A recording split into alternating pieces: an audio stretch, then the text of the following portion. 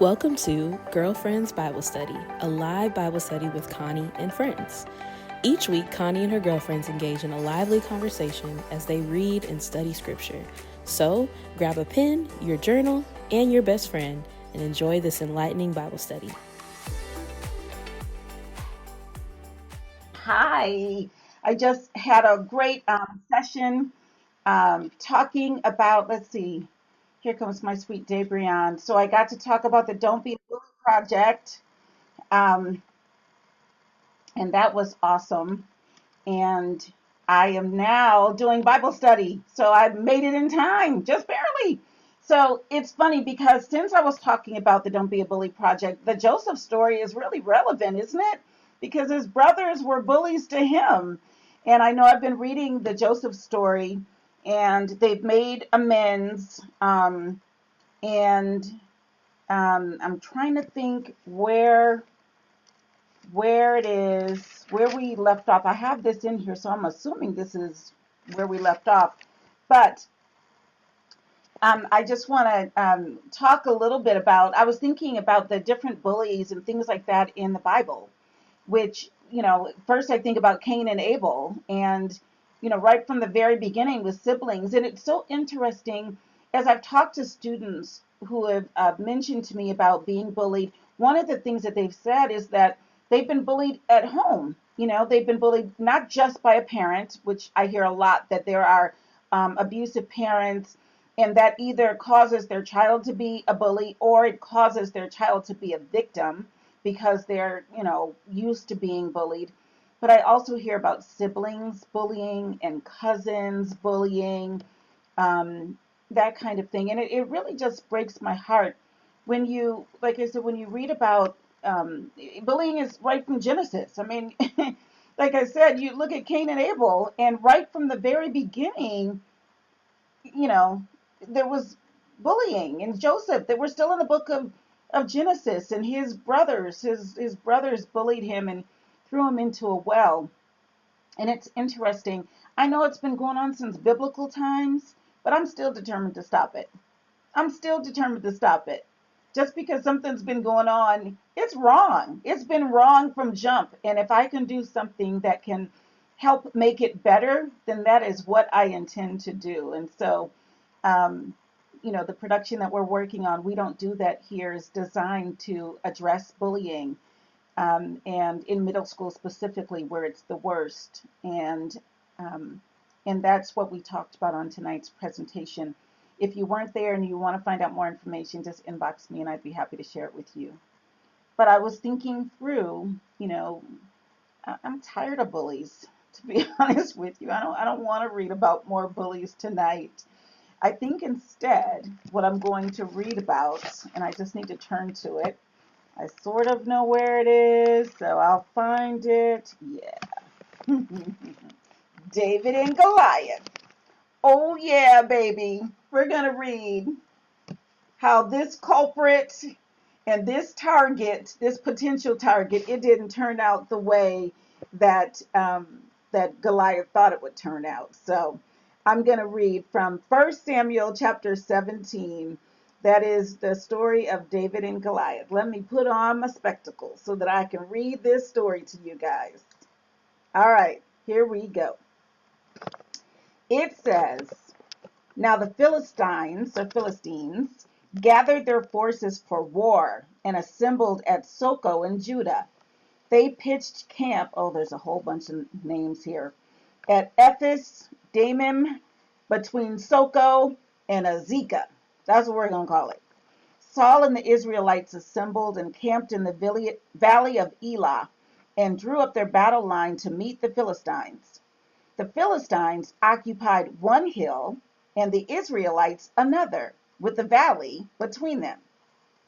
A champion named Goliath, who was from Gath, came out of the Philistine camp. He was over 9 feet tall. He had a bronze helmet on his head and wore a coat of scale armor of bronze weighing 5,000 shekels. And they said down here a shekel Oh, 5,000 shekels is about 125 pounds. Now, there's some of you who are out there who are only 125 pounds. So his armor weighed that. On his legs, he wore bronze greaves. Not sure what those are. We'll call them some pants. And a bronze javelin was slung on his back. 9 feet tall, y'all. You know, some of you aren't even 6 feet. I'm not 6 feet. His spear shaft was like a weaver's rod, and its iron point weighed 600 shekels. That is about 15 pounds. Just the point weighed about 15 pounds. Think about a 5-pound bag of sugar. You know, that's a 5-pound bag. Just the point of his spear weighed 3 times a 5-pound bag of sugar. Goliath stood and shouted to the ranks of Israel, "Why do you come out and line up for battle? Am I not a Philistine?" Or Philistine. "And are you not the servants of Saul? Choose a man and have him come down to me. If he is able to fight and kill me, we will become your subjects. But if I overcome him and kill him, you will become our subjects and serve us." Then the Philistine said, "This day I defy the ranks of Israel. Give me a man and let us fight each other." On hearing the Philistine's words, Saul and all the Israelites were dismayed and terrified. Okay, now first let me just stop here a minute. Who said that Goliath gets to make the rules? This is a problem with bullies. They think they get to make the rules. So Goliath made these rules. Yeah, what are your whole ranks doing? Like if they had used the ranks, they could have maybe defeated him, right? But no, he said, "No, you just send one man out to fight me, and if I kill him, then you all are our subjects, and if he kills me, then we're yours." Why does he get to make the rules? They should have just started shooting arrows at him, just right then and there. That's what I'm saying. But bullies think that they are the hook and bull. They're like, "I get to make the rules. You all have to do blah, blah, blah. You got to give me your lunch money. You have to do that. You have to do my homework. You got to blah, blah." You don't make the rules. You are not the boss of me. But even the king, it said they were all dismayed. That's their first problem, is they gave him the upper hand. They let him make the rules. I'm just saying. They were dismayed and terrified, y'all. Now David was the son of an Ephrathite named Jesse, who was from Bethlehem in Judah. Jesse had 8 sons, and in Saul's time he was old and well advanced in years. Jesse's 3 oldest sons had followed Saul to the war. The firstborn was Eliab, the second Abinadab. That's what we're going to say, Abinadab. And the third, Shammah. I can say Shammah. Shammah. It reminds me of Barefoot in the Park, but she says Shammah. Anyway, watch that movie. It's hilarious. Okay. David was the youngest. The 3 oldest followed Saul, but David went back and forth from Saul to tend his father's sheep at Bethlehem. For 40 days, y'all, the Philistine came forward every morning and evening and took his stand. And they let him. I don't know why they didn't just get 100 men to take him out. I'm just saying. Now Jesse said to his son David, "Take this ephah of roasted grain and these 10 loaves of bread for your brothers and hurry to their camp. Take along these 10 cheeses to the commander of their unit." He's so nice. Thank you, Jesse. "See how your brothers are and bring back some assurance from them. They are with Saul and all the men of Israel in the valley of Elah, fighting against the Philistines." So he's thinking they're up there fighting. All they're doing is hiding because nobody wants to go and fight Goliath. Early in the morning, David left the flock with a shepherd, loaded up and set out as Jesse had directed. He reached the camp as the army was going out to its battle positions, shouting the war cry. Israel and the Philistines were drawing up their lines facing each other. David left his things with the keeper of supplies, ran to the battle lines and greeted his brothers. As he was talking with them, Goliath, the Philistine champion from Gath, stepped out from his lines and shouted his usual defiance. They called it defiance. And David heard it.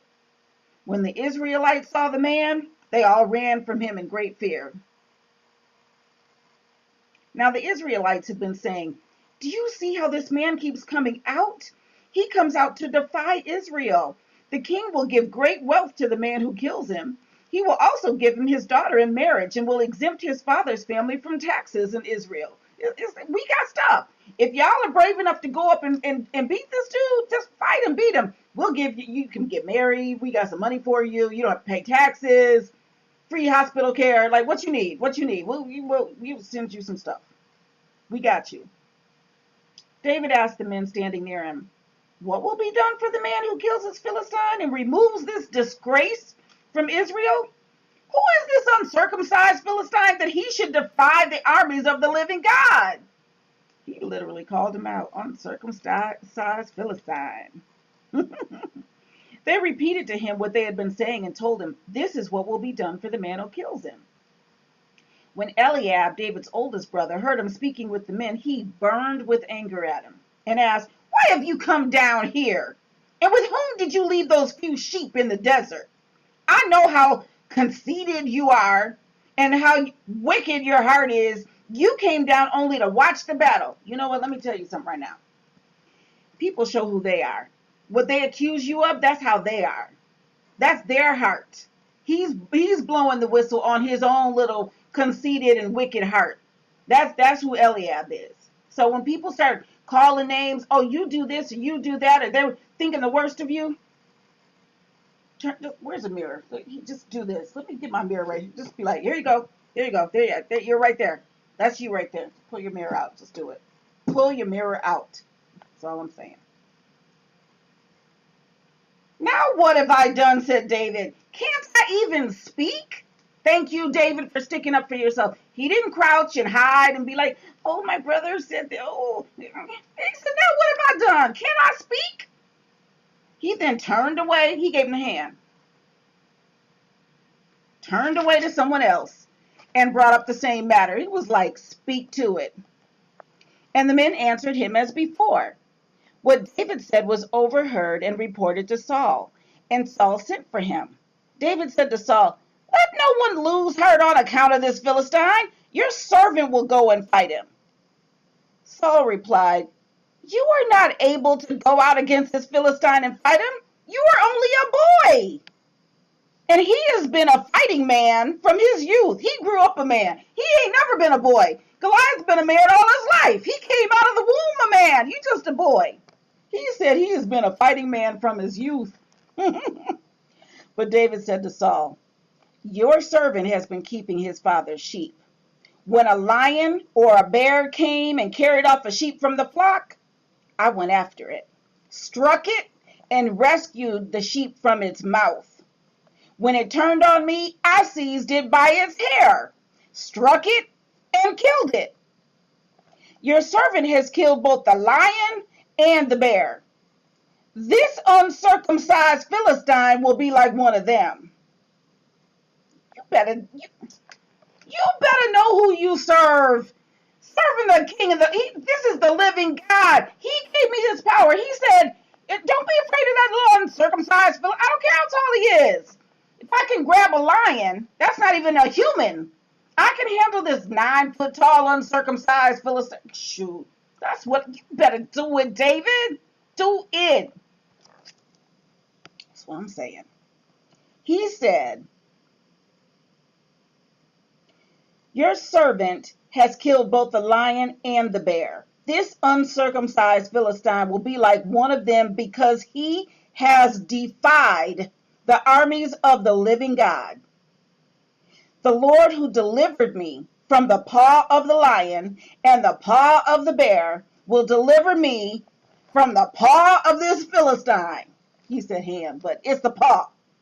Little fuzzy, probably hairy, you know. David was like, "What?"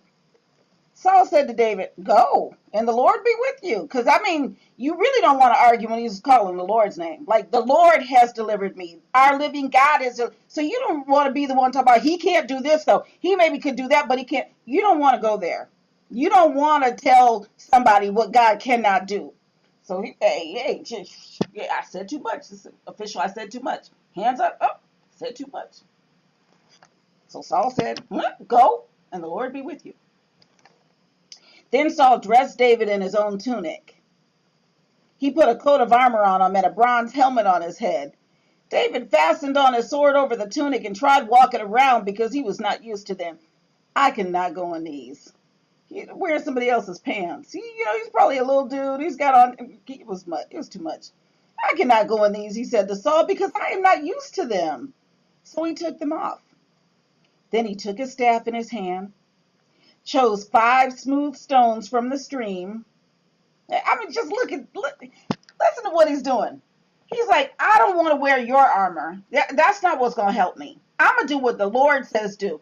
Let me look around. It'd be like me saying, I'm just going to go ahead and take these pins here. This is all I need. That's all God needs is these pins. I got 4 pins.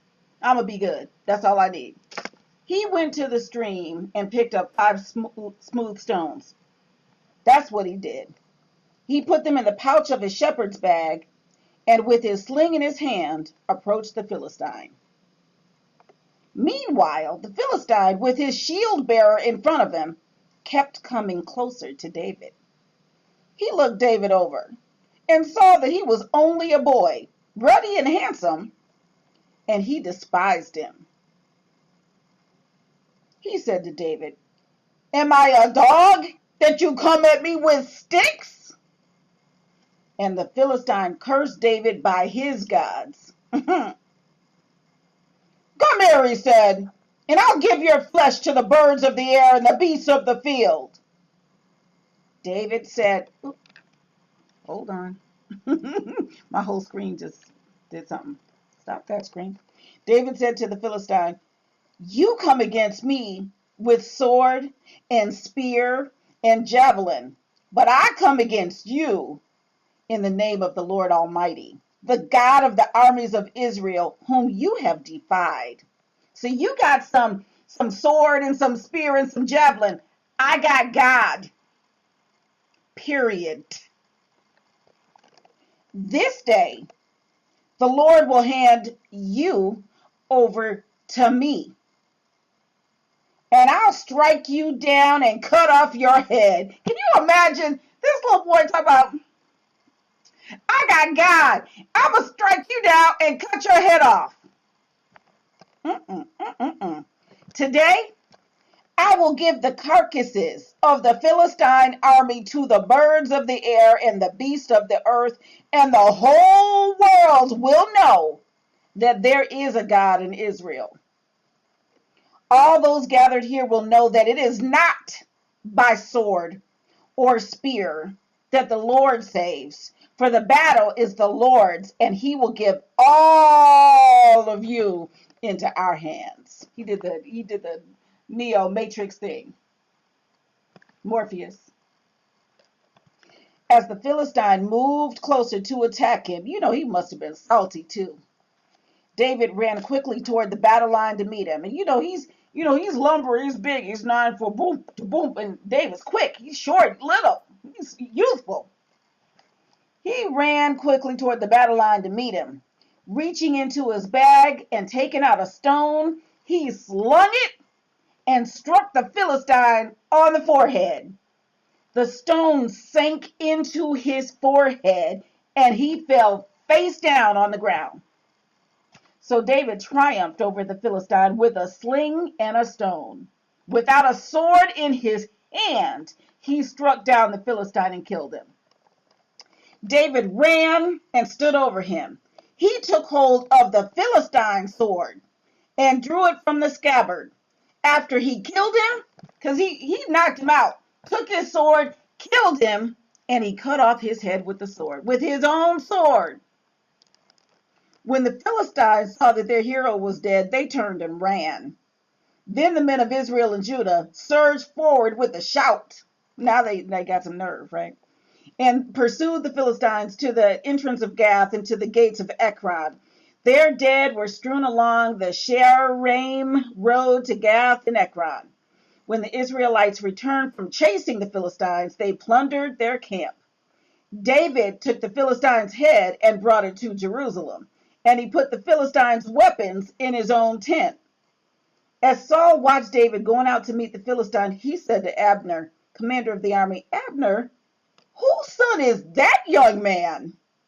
Abner replied, as surely as you live, O king, I don't know. The king said, find out whose son this young man is. As soon as David returned from killing the Philistine, Abner took him and brought him before Saul, with David still holding the Philistine's head. Whose son are you, young man? Saul asked him. David said, I am the son of your servant, Jesse of Bethlehem. Boom. And then he dropped the head, mic drop. Boom. And that was that. It doesn't say that part. I added that in. But you know he did it. Boom. I'm Jesse's son. Bop. That's what I would have done. I'm just saying. Anyway. That was 1 Samuel chapter 17. Because we were not going to read one more bully story tonight. Not without some defeat. And so that's why we read 1 Samuel 17. I know my sister Dabrian is here. Dabrian, are you able to bring your camera on? If not, put it in the chat. I can't do it. But if you can, come on, girl. There she is. Woohoo! Hi, honey bunny. Hello. I'm so glad you read that. It was good. That was good. Yes. Victory. My favorite. Head drop. Boom. Boom.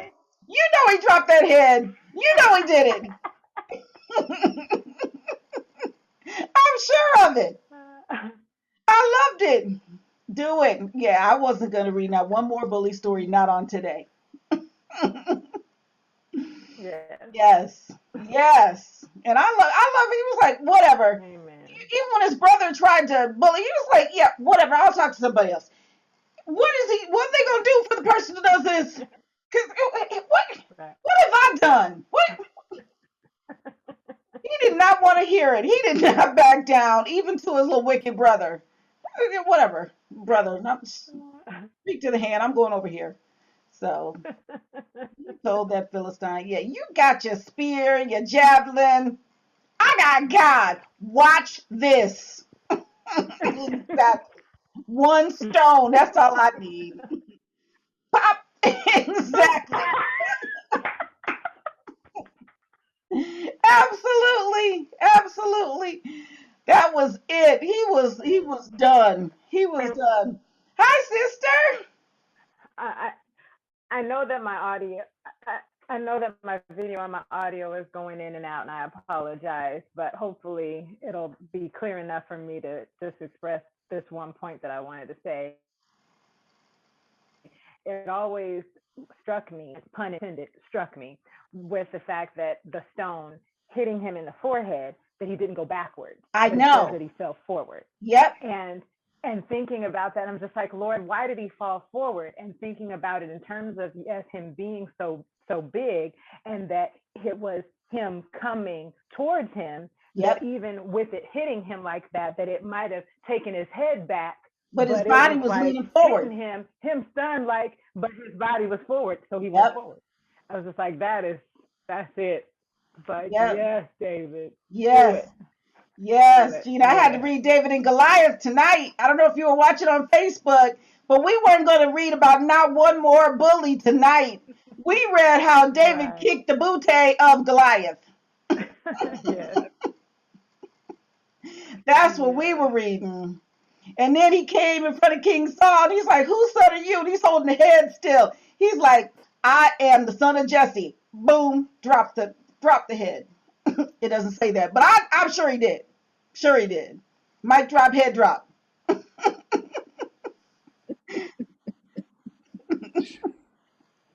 I'm convinced of it.